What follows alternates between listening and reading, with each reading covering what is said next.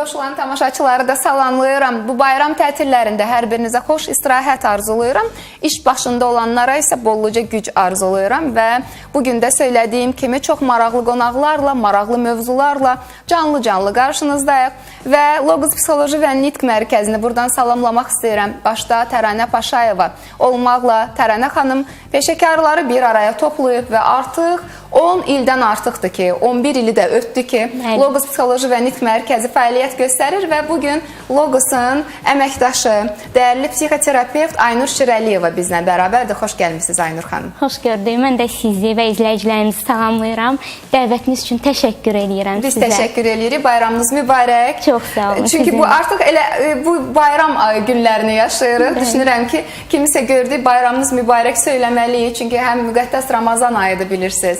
Həm Novruz bayramı, tətil günləri də artıq və bu bayramlar xalqımıza yaraşır. Allah qismət etsin. Hər zaman belə xoş günlər olsun. Hər zaman üzümüz gülsün və elə bugün də valideynlərin üzünü güldürəcək bir mövzudan danışacağıq. Əziz valideynlər, Logos Psixoloji və Nitq Mərkəzinin dəyərli əməkdaşı, psixoterapeutimiz Aynur xanım sizə faydalı olmağa gəlib. Amma mövzunu elan etməzdən öncə bir əlaqə nömrəsini xatırladım. 070 646 48 və Aynur xanım Logos Psixoloji və Nitq Mərkəzinin Yasamal filialında çalışır. Amma bilirsiniz ki, Logos Psixoloji və Nitq Mərkəzinin Gənclik, Yasamal, 28 may Əhmədli filialları var, Xırdalan şəhərində filialı var, Gəncədə, Lənkəranda, Bərdədə, Qubada, Sumqayıtda da filialları xidmət göstərir.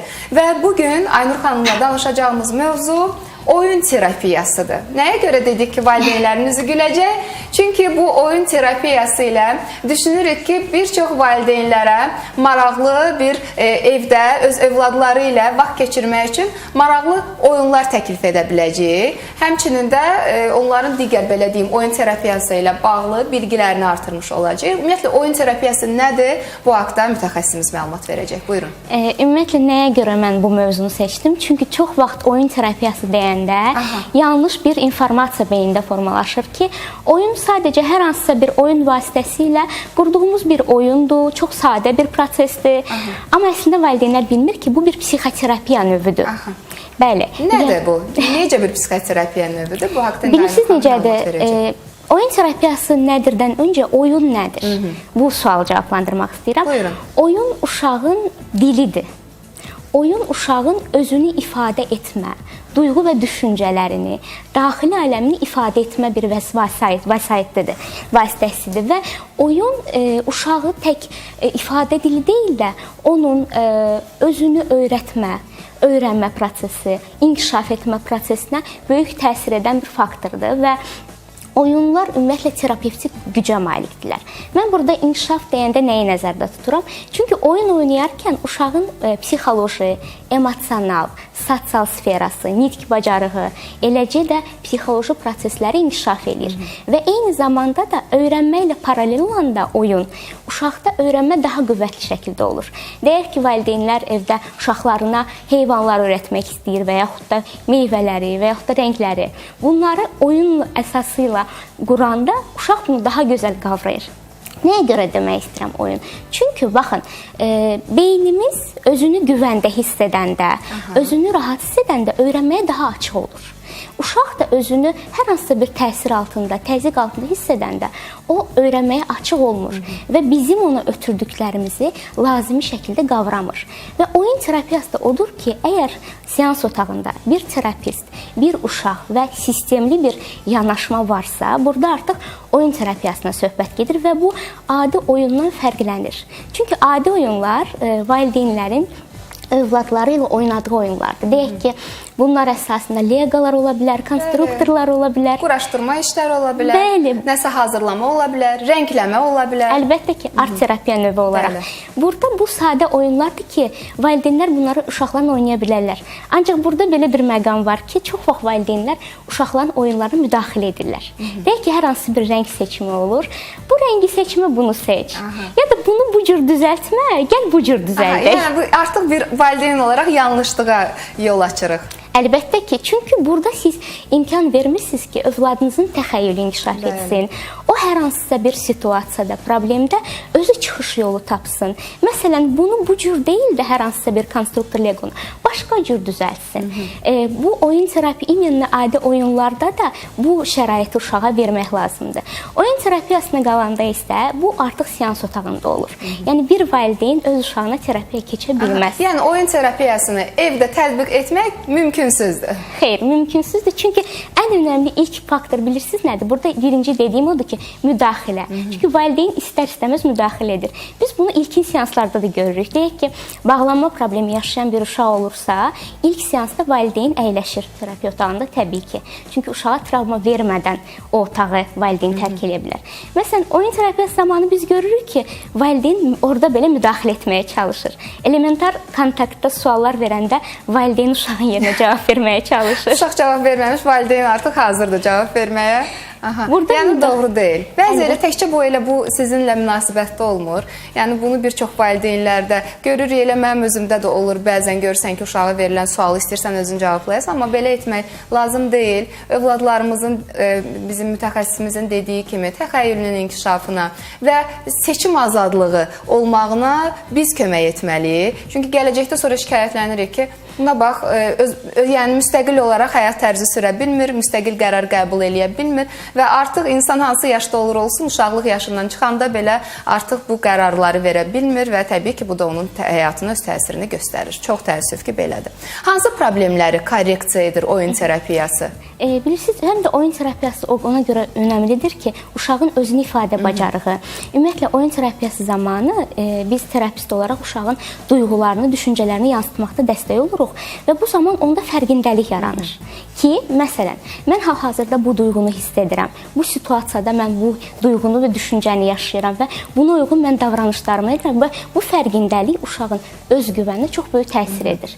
Çünki siz də bilirsiniz ki, özgüvən bir fərdin formalaşmasına, gələcəyinin strukturlaşmasına çox önəmlidir. Bəzən görürsən ki, insanın biliyi var, insanın savadı var, insanın görünüşü var, insanın nitq qabiliyyəti var, amma özgüvəni yoxdur ki, onu təqdim eləsin. Və cəmiyyətdə hər hansı bir hadisə olanda, hər hansı bir tədbirdə deyək çıxış zamanı sıxılır, qalır və düşünür ki, heç kəs onu alqışlamayacaq, onun sözləri doğru qəbul olunmayacaq və bu da nədən irəli gəlir? Hamısı özgüvən əksiliyindən. Ona görə öncə biz övladlarımızda bu özgüvəni yetişdirməliyik. Çox təəssüf ki, bundan əvvəlki illərdə valideynlər buna o qədər də əhəmiyyət vermirdilər. Amma indiki müasir dövrdə valideynlər düşünürəm bu barədə ən azı məlumatlıdırlar və Logos Psixoloji və Nitq Mərkəzi kimi mərkəzlərin sayəsində, sizin kimi mütəxəssislərin sayəsində daha da biliklərimizi artırmış oluruq. Və mən söylədim ki, bugün oyun terapiyasından danışırıq və oyun terapiyası hansı problemləri korreksiya edir? Baxın, Aynur xanım öncə elə məhz özgüvəndən başladı. Düşünürəm elə ən doğrusu da budur. Bəli, ümumiyyətlə oyun terapiyasının iki növü var. Mən bayaq da qeyd elədim, bu psixoterapiya növüdür. Sadə bir valideynlərin dilində deyəndə, yəni bir oyun oynamaq deyil və orada yönləndirilmiş və yönləndirilməmiş oyun terapiyası növləri var ki, baxın, özgüvən dedik, tiklər dedik, altını islatma dedik, təşviş pozuntuları dedik, daha sonrasında diqqət əksikliyi və autizm spektr pozuntusu. Hətta bunlarda da oyun terapiyası istifadə olunur. Təbii ki, tək bir şəkildə istifadə olunur, amma onların fonunda yaranan problemləri korreksiya edir. Misal olaraq, bəzən biz problemə biraz səthi baxırıq. Deyək ki, məsələn, bir problemlə valideyn gəlirsə yanımıza, var kök problem, var o kök problemin fonunda yaranan problem. Məsələn, deyir ki, son zamanlar məndən ayrı yatmır. Əvvəl belə deyildi. Məsələn, bu kök problem kimi görsənir valideynə, amma oyun terapiyası əsnasında yansıyır ki, kökündə yatan başqa problemdir. Bu yansıyan bir problemdir əslində. Yəni sanki bir kökdür və ondan doğan budaqlardır, çıxan budaqlardır və bu bir budaqdır. Amma valideyn bunu kök kimi görür. Bəli, əlbəttə ki və biz təməl əsas problemlərə fokuslanmasaq, onları korreksiya etməsək, o problemlər başqa cür özünü göstərəcək. Nəticə ala bilmərik ən əsası. Əlbəttə ki. Və oyun terapiyası zamanı uşaq o oyun otağında olduğu kimi qəbul olunur. Məsələn, əsas təməl prinsipləri oyun terapiyasının odur ki, psixoterapevt orada anda qalır. Yəni, deyək ki, siz uşağınızla oynadığınız zaman diqqətiniz başqa yerdə ola bilər. Məsələn, ev işlərini düşünə bilərsiniz, hansı prosesləri düşünə bilərsiniz. Bəli, olur, belə də olur. Bəli. Çox doğru vurguladınız. Amma biz terapist olaraq o an, o uşaqla, o otaqdayıq. Qalan bütün prosesləri, hər şeyi kənara qoyuruq, sadəcə ona fokuslanırıq və bu uşağa çox böyük bir təsir edir ki, qarşımdakı artıq mənlə hesablaşır, məni sayır, məni görür. Bəli. Yəni əsas olan da budur. Və emosional kontakt. Yəni uşaqla qurulan emosional kontakt. O bilir ki, otaqdakı şəxs məni ittiham eləməyəcək. Məsələn, mənə deməyəcək ki, nəyə görə son zamanlar əşyalarını qırırsan? Ya da nəyə görə son zamanlar qışqırırsan? Nəyə görə dostlarla dalaşırsan? Dağıtma, səs salma, otur, onu eləmə, bunu eləmə və sonra da deyirik ki, uşaqda problem yarandı. Olduğu kimi qəbul eləmək. Çünki valideynlər çox zaman bilsiz bu yanlışı da edirlər ki, hər hansısa bir davranış problemi görəndə deyirlər ki, mən dinləyirəm də uşağı. Amma anlamaq, anlayaraq dinləmək. Tam ki, onlar dinləyirlər və sırası keçirlər nəsihət etməyə. Bunu belə etmə. Amma o an o anlaşıldığını görmür uşaq. Ki, məsələn, deyək ki, mən kimisə vurdum. Nəyə görə etdim? Arxasında hansı səbəb yatır? Siz o arxasındakı fona toxursaq, uşaq görəcək ki, məni anlayırlar deyəsən. Bu çox yəni bu önəmli. zənciri qırılmağa qoymayaq. Aramızda olan, çünki valideynlər arasında əvvəlcədən bir bağ olur. Yəni bu hətta biz bir-birimizi ilk dəfə görəndən yox, ondan əvvəl yaranmış bir bağ olur. Sadəcə zaman keçdikcə müəyyən səbəblərdən bu bağı biz qırmağa çalışırıq. İstəməsək də bu belə olur. Ona görə gəlin bu bağı qırmayaq. Və əgər yox, artıq bu bağ qırılmaq üzrədirsə, o zaman da Aynur xanım kimi mütəxəssislərə, Logos Psixoloji və NİT mərkəzi kimi mərkəzlərə müraciət etməliyik ki, onlar bizə yardımçı olsunlar, kömək olsunlar. İndi valideynlərdən yeni sual da gələcək ki, bəs sərhədlər olmur heç. Çünki bəzi məqamlarda həqiqətən də bəzi davranışlar həm uşağın özünə zərər verən davranışlar olur, həm ətrafa. Deyək ki, oyun otağında da olur ki, oyuncağı qırmaq istəyir. Təbii ki, bu sərhədlər bizdə də olur. Məsələn, onu incitmədən, yaralamadan bəlli bir cümlələrlə sərhədlər ki, məsələn, o oyuncağı qırmaq əslində bizim özümüzə zərərlidir. O oyuncağı qırsaq bizim oyuncağımız olmayacaq. Nə oynayacağıq bəs biz? Və yaxud da sən bunu özünə zərər yetirsən, sənin hər hansı bir yerində ağrı baş verə bilər. Yəni bu sərhədlər təbii ki də olur. Necə ki evdə baş verilir. Amma anladan, başa sala. Əlbəttə ki. Yəni tam da nəsihət formasında yox, bəli. Anladan. Və yaxud da kimsənin üzərindən anlada bilərikmi? Məsələn, filan kəs uşaq belə olmuşdu, yoxsa? Yox. Lazım deyil. Müqayisə öz güvəni zədələyən ən birincil faktorlardan biridir. Ümumiyyətlə belə bir şey deyim sizə. Çox zaman valideynlər cəsarətləndirməklə aşırı tərifi qarışdırırlar. Nədir bu? Tutam ki, övladınız bir şəkil çəkib, siz ona deyirsiniz ki, çox gözəl çəkmirsən, sənin qədər heç bir uşaq bunu gözəl çəkə bilməz. Bu çox yanlış bir tərifdir əslində. Çünki o bilir uşaqda artıq çevrədən də mən təsdiq almalıyam. Bu duyğunu, düşüncəni formalaşdırır. Və böyüdükcə artıq çevrədən təsdiq görməyə ehtiyacı duyur. Bəli. Halbuki burada cəsarətləndirmək lazımdır. Nəyisə edəndə vurğu edin, onun fərqindəliyini yaradın. Deyək ki, nəsə bir düzəldibsə, sən bunu diqqətli şəkildə düzəltmirsən, görürəm. Burada bilirsiniz nə fərqindəlikdir? Sənin demək ki, diqqət bacarığın gözəl inkişaf edib. Rəng seçimlərin, maraqlı rənglər seçmirsən, açıq rənglər seçmirsən. Burada biz uşağı tərifləyirik, amma xüsusiyyətlərini vurğu edirik. Yəni, önəmli olan budur. Və hal-hazırda oyun terapiyası ilə bağlı yazan izləyicilərimiz var. Əsas suallardan biri də neçə yaşından bu terapiya ilə məşğul olmaq olar? Bu sualda elə istəyirəm ümumi şəkildə onlar üçün bunu cavablandıraq. Əlbəttə, ümumiyyətlə oyun terapiyası 2 yaşdan 10 yaşa qədər uşaqlarda tətbiq olunur. Yəni bu yaş kateqoriyasında olan uşaqlarda bayaq dediyim problemlərdə tətbiq olunur.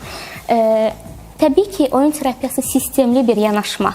Yəni burada yenə də dediyim kimi bu təlimi alaraq sistemli yanaşmalarla onun növləri var, hansı ki yönləndirilmiş və yönləndirilməlidə inkişaf etdirici oyun təməlli oyun terapiyası var, kognitiv davranışçı təməlli oyun terapiyası var, uşaq mərkəzli təməlli oyun terapiyası var ki, bunların uşağa uyğun tətbiq edilməsi. Məsələn, mən burada nəyə görə yönləndirilmiş dedim? Bildiyimiz kimi autizm spektr pozuntusu olan uşaqlarda, diqqət əksikliyi olan uşaqlarda biz orada bəlli bir struktur əsasında oyunları seçirik öncədən və tapşırıqlar seçilir. Onlar üzərində onları inkişaf etdirici təməlli oyunlar oynanılır.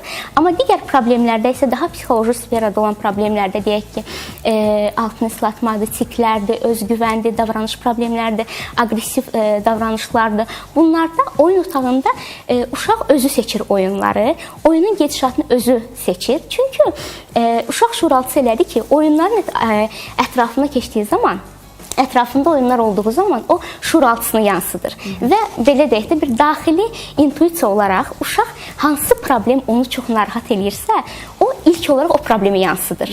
Məsələn, valideynlər bir çox problemlərlə gələ bilərlər ki, ilk öncə bunu həll edək. Amma uşağın daxilində ən çox təşvişi nə yaradırsa, o problemi bizə yansıdır və biz onun o problemdən başlayırıq həll yoluna. Ona görə də əziz valideynlər, bu cür problemlər sizi narahat edirsə, övladınızın əvvəl başqa cür, indi başqa cür olduğunu yəqin edirsinizsə, yəni müşahidə edirsinizsə, o zaman da Logos Psixoloji və Nitq Mərkəzinə müraciət eləyə bilərsiniz. Başda Təranə Paşayev olmaqla bütün komandanı buradan salamlayıram. Bu bayramlarını təbrik eləyirəm. Hal-hazırda görüntülərdə Logosun müxtəlif filiallarını görürsünüz. Orada sizin övladlarınızın, elə böyüklərin də tam olaraq psixi sağlamlığa qovuşmaq üçün gözəl şərait var və hal-hazırda mərkəz Respublika ərazisində psixoloji, psixopedaqoji, loqopedik, refleksoloji, duyu bütünləmə, reabilitasiya bölməsi ilə yüksək səviyyədə kompleks bir iş aparır. Bu bütün filiallarda belədir və elə bugün Yasamal filialının psixoterapevti Aynur xanım bizlə bərabər idi. Aynur xanım, bir daha təşəkkür edirəm sizə gəlişiniz üçün. Çox maraqlı oldu sizlə. İnşallah növbəti dəfələrdə də yenə maraqlı mövzularla görüşərik və Logos Psixoloji və Nitq Mərkəzi ilə əlaqə saxlamaq istəyənlər 070 646 48 nömrəsi ilə əlaqə saxlamalıdırlar və elə bu nömrə sizi bütün filiallara yaxın edəcək. Hansı filiala yönləndirmək lazımdırsa, məhz bu nömrə ilə sizi ora yönləndirəcəklər. Qısa aradan sonra yenə çox maraqlı bir mövzu ətrafında söhbətimiz olacaq. Heç yerə getməyin.